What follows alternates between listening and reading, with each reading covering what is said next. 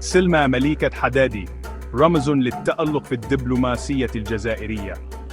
بفضل عملها الجاد واتزامها أصبحت واحدة من أبرز الشخصيات في الساحة الدولية.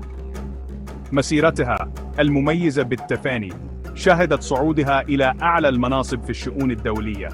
عملت في العديد من المؤتمرات الدولية وساهمت في تعزيز العلاقات بين الدول. انتخاب حدادي مؤخراً نائبة لرئيس مفوضية الاتحاد الأفريقي دليل على قدراتها الاستثنائية والمكانة المتنامية للدبلوماسية الجزائرية.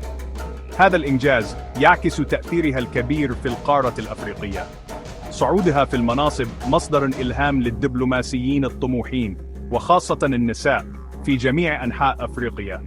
هي نموذج يحتذى به في القيادة والتمييز. سلمى مليكة الحدادي ليست مجرد دبلوماسية، بل قوة من أجل التقدم وابنة حقيقية لأفريقيا.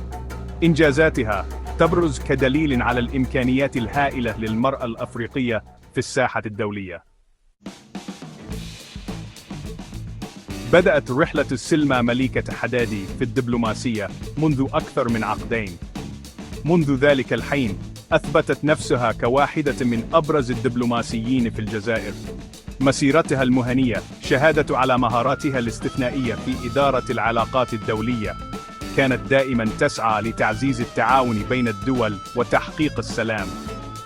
منذ البداية كانت تزامها بخدمة الجزائر وأفريقيا واضحا. عملت بلا كلل لتعزيز العلاقات بين الجزائر والدول الأفريقية. شغلت منصب المديرة العامة للشؤون الأفريقية، حيث ساهمت في رسم